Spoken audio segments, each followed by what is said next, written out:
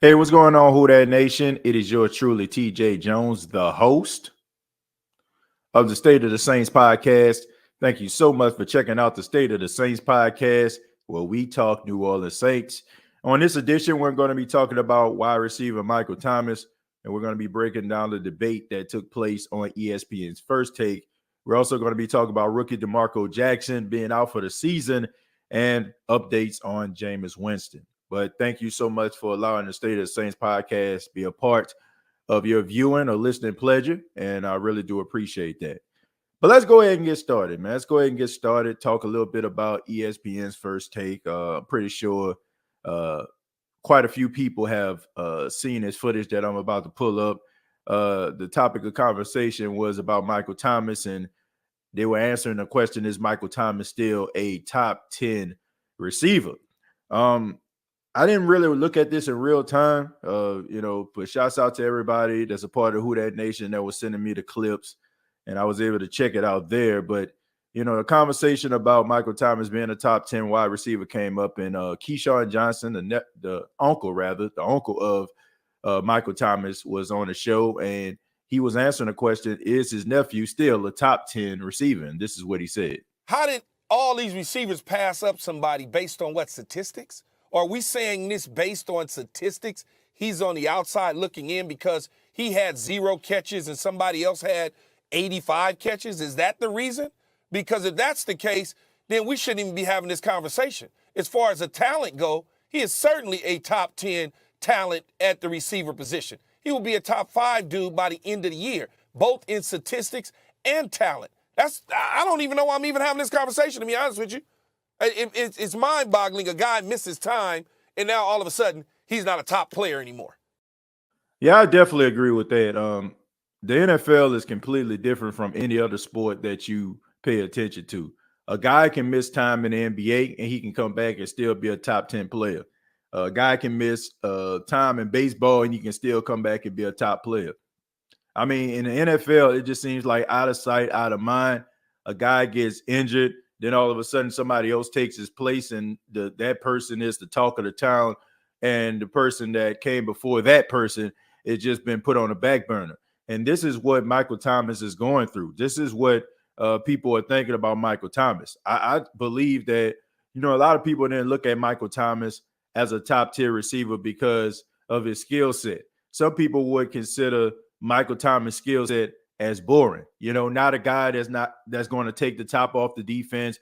He isn't going to wow you with his speed. He's not super elusive when he gets outside. Getting those yards after the catch is something that he does. And also, some of those things where people, say that all he does is run slants. But I am one of those people, and I've said this on countless occasions. I'm one of those people that have an appreciation for a wide receiver getting it done. I don't think that you need to have light speed and, running 4.2s in order for you to be one of the best wide receivers in the league. What you saw when Michael Thomas was healthy was a guy that was catching nearly 80% of his catches. Anything that Drew Brees, or Taysom Hill, Teddy Bridgewater threw at him at the time when they were quarterbacks, he caught it.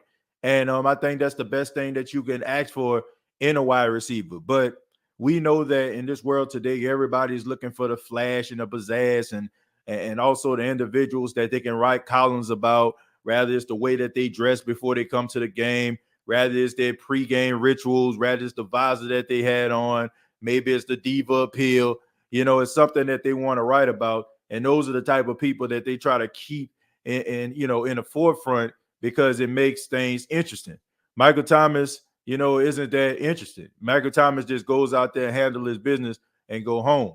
There's not a lot of things that you learn about Michael Thomas. I mean, you don't really know about his exercise regimen. You don't really see him, doing things outside of football. You might catch him at a basketball game, but it's not like he just trying to be the center of attention. The camera might flash that way, and Michael Thomas may be there. So I just think that that's one of the issues that Michael Thomas deals with. He is not one of those flashy guys. He just goes out there and he's just about his business. But, the conversation went on. And, of course, other people chimed in about their thoughts about Michael Thomas. And this is what was said also. He doesn't just miss time, though. It was significant time, Key, that he missed. I mean, we're talking about a player that gets injured at the very beginning of 2020, right? You mentioned it. In and out of the lineup, never the same, not a very good season for him. And then you're talking about missing the entire 2021 season because he went ahead and finally got that surgery. This is significant time. This is no small thing. The problem is for Michael Thomas is he set the bar so incredibly high. 2019, though, was a while ago. Yes, that season, it's one of the best seasons we've ever seen in NFL history at that position. He won Offensive Player of the Year. He led in touchdowns. He led in receiving yards. He was phenomenal. That was 2019. It is 2022. And Key, the last time he did play, who was throwing him the football? So here we go with the whole who's throwing him the football thing. This is why, it's hard for me to really take a lot of these talking heads serious.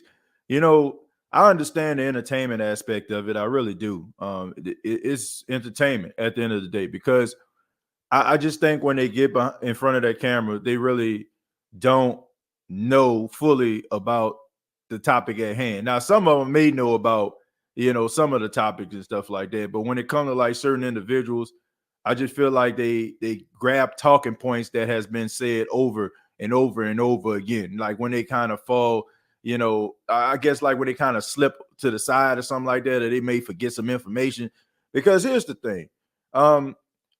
The topic and the comments that she made, it kind of contradicted itself, right?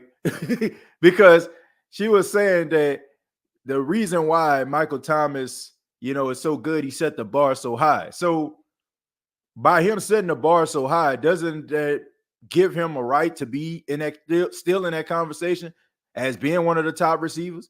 I mean, having more catches in the first 2 seasons, in his first 3 seasons, in his first 4 seasons. Every year, statistically, his numbers had increased from his rookie year to the time before he was injured. In 2019, was his magical year. We had 149 receptions and 1,700 yards and 9 touchdowns. But when she asked the question, who's throwing them the football, that's one of the main reasons why I felt like, it was kind of ridiculous to even ask that question. Because if she would have did a little bit more research, back in 2019, that was the year when Teddy Bridgewater went 5-0 as the Saints quarterback. I don't think she knows that, because if she did, I don't think she would have used that as an argument. So when you ask the question who's throwing the ball to him, or look who was throwing him the ball, she was saying it as if Drew Brees played every single game that season. Michael Thomas averaged 110 yards per game in the absence of Drew Brees. In the 5 games where Teddy Bridgewater was the quarterback, he averaged 110 yards per game, right? He had 551 yards total, right? So he was just as productive with Teddy Bridgewater as he was with Drew Brees. Drew Brees is a great quarterback, and of course, Drew Brees throwing him the ball, that is going to be like the spotlight. That's going to be spotlighted, right? But don't act as if this dude just had Drew Brees throwing him the football. I mean, you also had Taysom Hill for about 4 games throwing the football to him. The game where, he was playing injured and he played against the Atlanta Falcons, he went over 100 yards. I mean, so you can't just sit up here and just completely dismiss this guy and say, oh, look who's throwing him the football. Jameis Winston, to me, has more talent than both of those individuals I named. I like Teddy Bridgewater a lot. Got a lot of respect for Teddy Bridgewater, but Teddy Bridgewater is not a better quarterback or thrower of the football than Jameis Winston, and neither is Taysom Hill. And Michael Thomas found a way to be productive with those guys, just like he was with Drew Brees. I think that people are still looking at Jameis Winston, what he did back in 2019, throwing the 30 interceptions. I'm just getting kind of tired of it because I just feel like it's just low-hanging fruit at this time. Jameis Winston has started and became a starting quarterback since then. He had his best numbers statistically. He was on a trajectory of having one of his best seasons as a quarterback for the New Orleans Saints. Some people would say, and I've heard people trying to dismiss him by saying this, well, Jameis Winston only averaged 160 plus yards per game when he was the quarterback before he got hurt. Well, what they're not saying is the scrubs that the dude actually had, he was throwing the football to. No disrespect to him. I'm not saying scrubs in a way like, oh man, these boys just god awful. I'm just saying in comparison to what you see on NFL teams, some of the, you see some top guys, some top tier receivers on these teams. And regardless if a quarterback is good or not, those guys go out there, they can make it work. And you can understand why that quarterback, he throws the ball and somebody's catching it.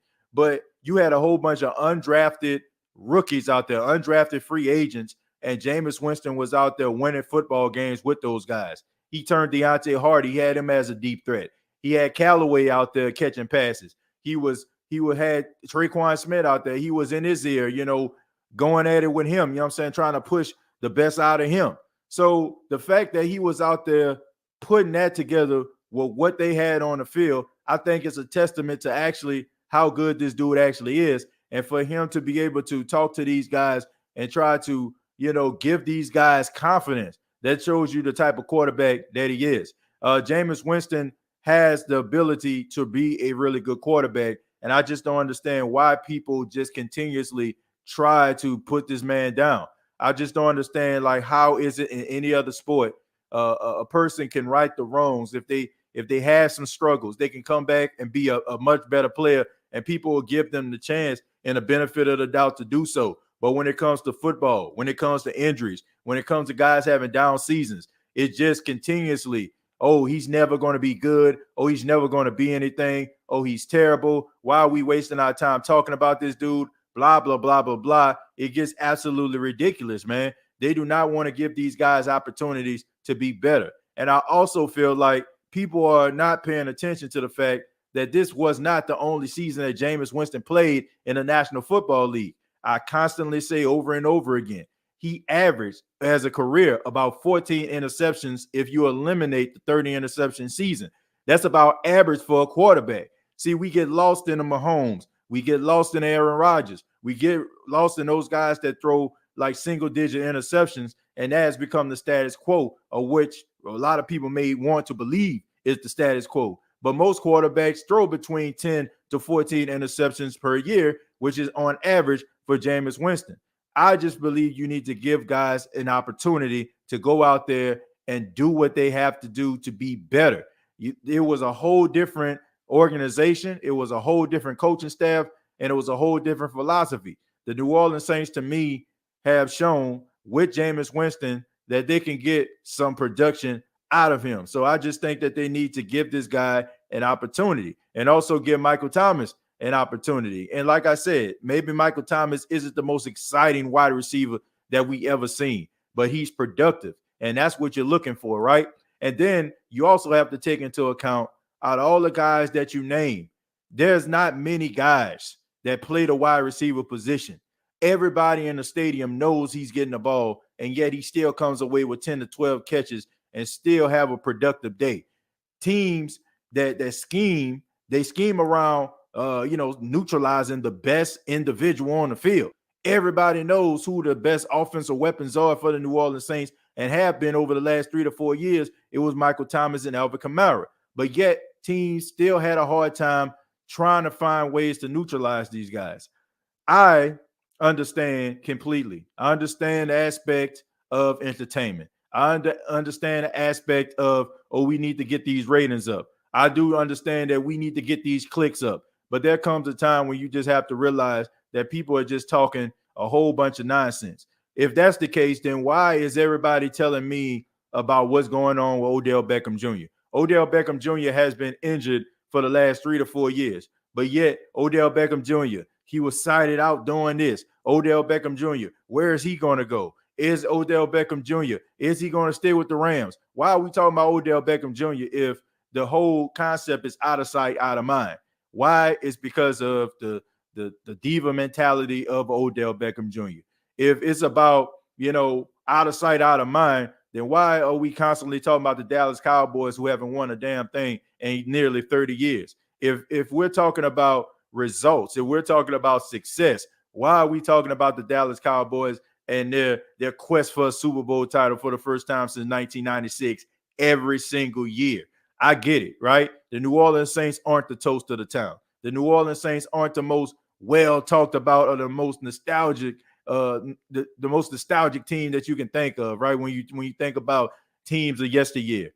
but don't try to dismiss the team or make it seem like this team isn't worth talking about, because maybe you have a guy like Michael Thomas who isn't as flashy as a Tyreek Hill or as outgoing as some of these other receivers out here.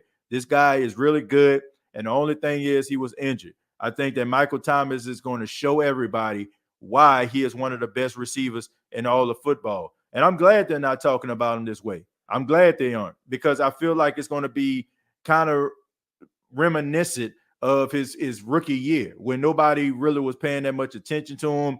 And, he had the whole campaign going. I think that Michael Thomas is going to remind everybody how special he really is. But if you want to check out the rest of that conversation, feel free to do so. It's available on YouTube, ESPN.com. And shouts out to First Take. I guess they're doing their thing over there. But, I mean, I don't know, man. I just feel I just feel like when it comes to this, like, I don't really pay attention to mainstream sports media. And I just think that sometimes we can be a little hypocritical, because on one hand, we'll say, man, forget the media, don't know what they're talking about. But then when one person says something about a player that we liked, and all of a sudden, like, we showing it and, oh, man, look what they said, man. I don't really care. You know what I'm saying? Because at the end of the day, I just feel like it's all about entertainment at the end of the day. And, I think that we all know, it's like the people that's on the ground who work extremely hard to try to give us information that we need in order for us to be able to know about our favorite team, the New Orleans Saints. So those are the people that I kind of rely on rather. I don't really rely on a lot of these people who probably just listen through their earbud and hope that the producers of the show probably have some facts that they can feed in their ear to make them sound credible. But that's just me. You got some people that know what they're talking about. I ain't gonna say it's everybody, but for the most part, I just think that people look at what they're doing for entertainment and their bottom line. But going to go ahead and move on. Let's talk about linebacker Demarco Jackson. Unfortunately, the young man, the rookie out of Appalachian State, the 5th-round pick, was put on IR, so he will miss the remainder of the season, or he will miss the entire season. It's unfortunate, man. We was counting on a guy like Demarco Jackson. He was having a really solid, training camp. He was really good. He has really good coverage skills. He has really good tackling skills.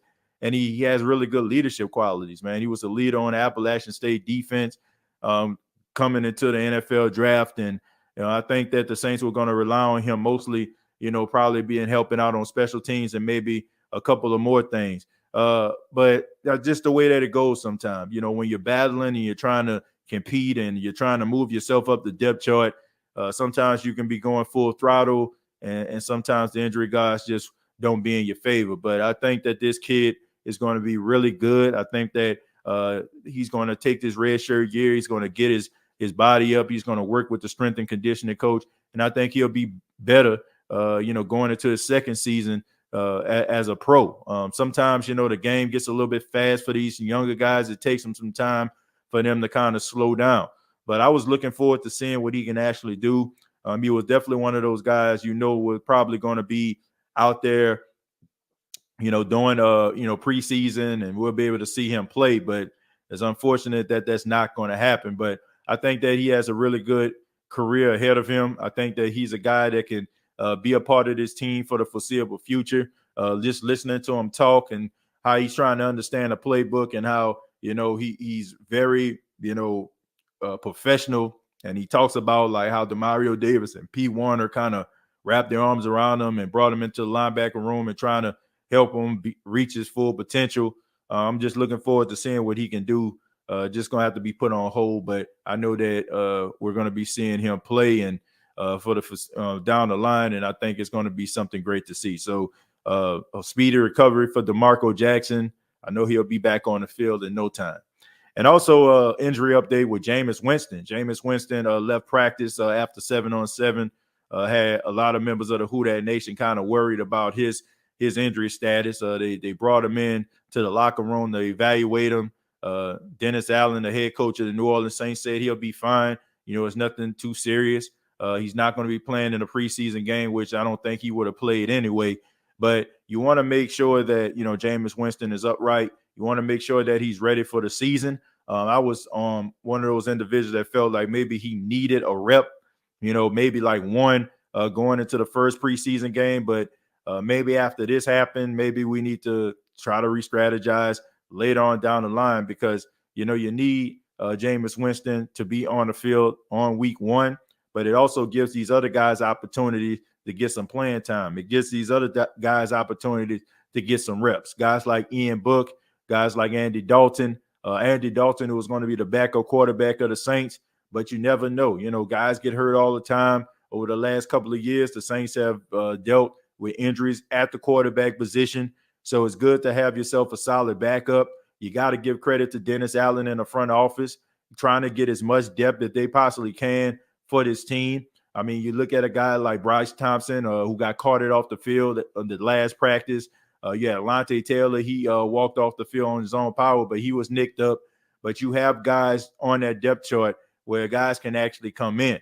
And that's definitely what you need, especially at the quarterback position, because this is a really good team defensively. And we know what the Saints can be defensively. And we know the offensive firepower that they possess as of right now. Some of the guys that they brought in, like Jarvis Landry and Chris Olave, bringing these guys in alongside Michael Thomas, who's coming back and working himself back into 100%, that's going to help, but you need another quarterback just in case, right? Let's just say, for example, like you're hitting on all cylinders, things are going good, then there's an injury at the quarterback position. You don't want to be thinking about possibly not making the playoffs because you don't have a signal caller that can come in and that can right the ship and steer the ship until your starting quarterback comes back. What you have with Andy Dalton is a guy that is pretty solid. Now, I know some people have problems with Andy Dalton, probably especially since the Cajun Cannon legendary quarterback Bobby Hebert has an issue for some apparent reason. Some people feel with Jameis Winston, and they feel as if he wants Andy Dalton over Jameis Winston. Look, I like Bobby a lot, but it's not really up to Bobby. It's up to the coaching staff. Jameis Winston is the starting quarterback. But if something was to happen to Jameis, it is a good problem to have when you have a quarterback that can come off the bench. Andy Dalton came into the league. He was a second-round pick in 2011 coming out of TCU, has a lot of starting experience. He was a starting quarterback for many years for the Cincinnati Bengals, has played in the playoffs, never won a playoff game, but nevertheless, he still played on a high level. So him coming in, I think that would be a plus if something was to happen to Jameis. I think that Jameis is going to be back in no time. I think the Saints are doing the right thing by keeping him off the field for a couple of days just to get himself, kind of healed up so he can get back to working on chemistry with some of his offensive players and also being in a huddle for some of those 7-on-7s. But I know that Jameis Winston is going to be just fine. And it's good to hear that it was only a light injury instead of something extremely major. But I would love to hear from you. What do you all think about the Michael Thomas comments? What do you think about some of the injuries that are taking place at New Orleans Saints camp? Do you think Andy Dalton will be a really solid backup quarterback? What do you think about Jameis Winston's injury? Comment down below, like and share this video. This has been the State of the Saints podcast. Be sure to subscribe to the YouTube channel, which is youtube.com. Search The State of the Saints podcast. Also available on facebook.com. Search The State of the Saints podcast. And previous episodes available on iTunes, Spotify, iHeartRadio, and Anchor FM. And I want to say thank you all once again for everybody that gave me the birthday wishes and also anniversary shout outs. If you're looking at this video, I actually recorded this video the night of after my anniversary. Me and my wife, we celebrated our 2nd year wedding anniversary together. And I'm very fortunate to have her in my life. And I'm looking forward to years down the line until she gets tired of me. I wish that never happens. But till next time, all I got to say is